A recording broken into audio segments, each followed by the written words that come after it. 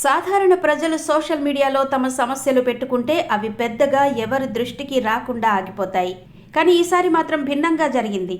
ఓ చిన్న ట్వీట్ ఒక పెద్ద నిర్ణయానికి దారితీసింది. ప్రజల సమస్యపై వెంటనే స్పందించి అధికారులకు ఆదేశాలిచ్చిన నాయకుడెవరో తెలుసా? మన ఆంధ్రప్రదేశ్ డిప్యూటీ సీఎం పవన్ కళ్యాణ్. ఏలేశ్వరం అడ్డతీగల రహదారి దుస్థితిపై ఓ వ్యక్తి సోషల్ మీడియాలో పోస్టు పెట్టాడు. రహదారి పాడై ప్రజలు ఇబ్బందులు పడుతున్నారని విన్నవించుకున్నాడు. ఆ పోస్టు క్షణాల్లోనే డిప్యూటీ సీఎం పవన్ కళ్యాణ్ దృష్టికి వెళ్ళింది. వెంటనే స్పందించిన పవన్ అధికారులను ఆదేశించారు. మరమ్మతులు మాత్రమే కాదు, 10.5 కిలోమీటర్ల కొత్త రహదారి కూడా నిర్మించాలంటూ సూచనలిచ్చారు. న్యూ డెవలప్మెంట్ బ్యాంక్ నిధులతో ఈ పనులు త్వరలో ప్రారంభం కానున్నాయి. ప్రజల ఇబ్బందులు తీర్చడం తన మొదటి కర్తవ్యం అన్నట్టుగా పవన్ ఈ నిర్ణయం తీసుకున్నారు. సోషల్ మీడియాలో పెట్టిన ఓ చిన్న పోస్టు పెద్ద వరంగా మారబోతోంది. ఆ ప్రాంత ప్రజలకు ఇది కేవలం రహదారి మాత్రమే కాదు, కొత్త భవిష్యత్తు.